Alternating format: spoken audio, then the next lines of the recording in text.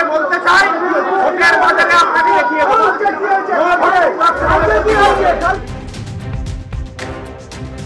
বাংলায় no vote two করাপশনের ডাক দিলেন সংগ্রামী যৌথ মঞ্চের সদস্য ধৃত ভাস্কর ঘোষ।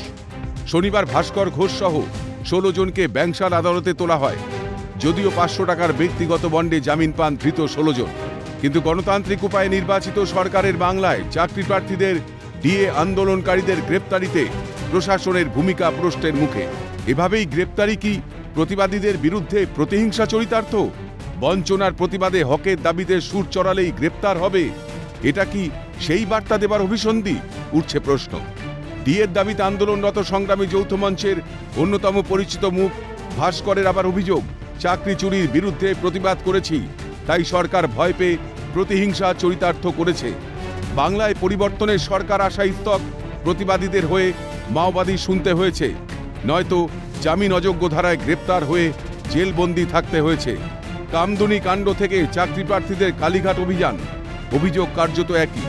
এমনকি স্রেফ ব্যঙ্গচিত্র বানিয়েও ছাড় পাননি অধ্যাপক, জেলবন্দি থাকতে হয়েছে তাকেও। প্রতিবাদীদের কণ্ঠরোধের এহেন দৃশ্য এখন বাংলার পার্বণের মতো। এভাবেই সমালোচনার সুর রাজনৈতিক মহলে।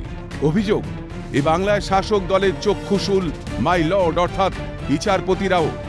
কোনো বিচারপতিকে অরণ্যদেব শুনতে হয়, কোনো বিচারপতির নামে আবার পরে পোস্টার, বলছে বিরোধী শিবির। রাজনৈতিক মহলের দাবি, সরকারের বিপক্ষে রায় বা পর্যবেক্ষণ গেলেই রেরে করে আসরে শাসক দলের মুখপাত্ররা।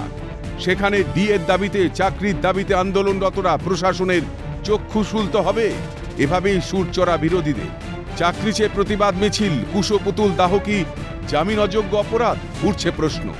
যারা গ্রেপ্তার হয়েছেন তাদের কেউ সরকারি চাকুরে, কেউ বা আবার উচ্চ শিক্ষিত হয়েও বেকার। তারা কি চোর, ডাকাত, সন্ত্রাসবাদী, খুনি, সশস্ত্র অবস্থায় প্রতিবাদে সামিল ছিলেন?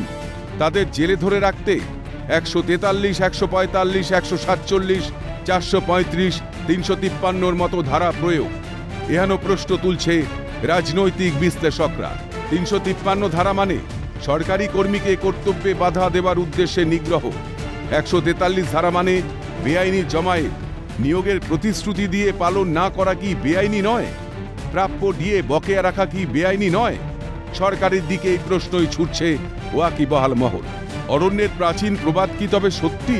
অর্থাৎ নিজের বেলা আঁটি সুটি, পরের বেলায় দাঁত কপাটি? ক্যালকাটা নিউজ।